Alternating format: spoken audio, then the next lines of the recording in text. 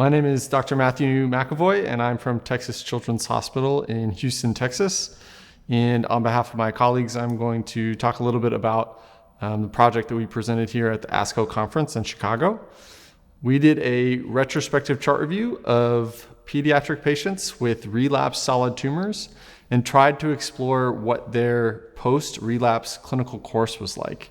We specifically looked at whether they had breaks in therapy. We defined breaks as at least 30 days between a relapse event and the start of subsequent therapy. We wanted to know a little bit more about what children experienced after they had a relapse of their solid tumor. We had 466 patients in our chart review. They spanned a wide variety of ages, race, ethnicity, and solid tumor diagnoses. And they had a median of 3 relapse events in their post-relapse course, with a median of 3 months in between each event.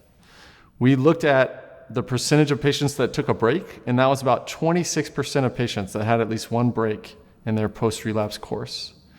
We looked at reasons behind the break. So we found that some patients took a break intentionally or a goal concordant break.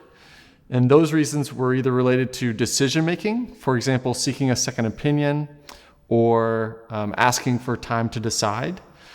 And secondly, those were related to quality of life reasons. So for example, going on a Make-A-Wish trip or trying to finish school or attending a summer camp or something like that. Another category for reasons for breaks was an undesired reason or a delay. And those, some examples of that were a care coordination issue or a drug shortage or safety concerns related to organ function recovery. We also looked at survival based on whether a patient took a break or not. We found that patients that had at least one intentional break of any kind lived longer than those who did not have a break.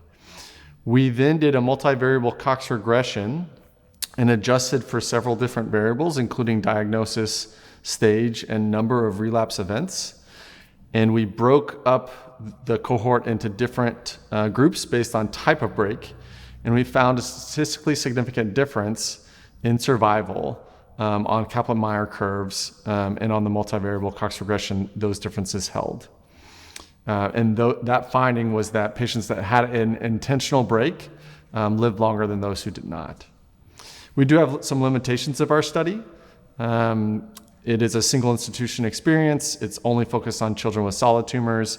There's a confounder for performance status, and providers might have a sense of urgency or a lack of urgency depending on how the patient is doing at the time of a relapse event.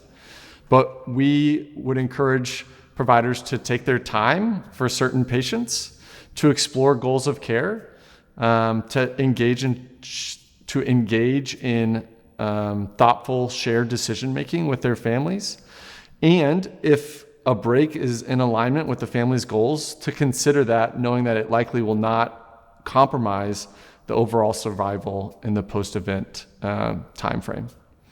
So thank you to ASCO for allowing us to share the results of our study so far. And thank you to OncoDaily for having me on this interview. Don't forget to like, comment, share, and subscribe to OncoDaily on YouTube. Hit the bell icon to stay updated.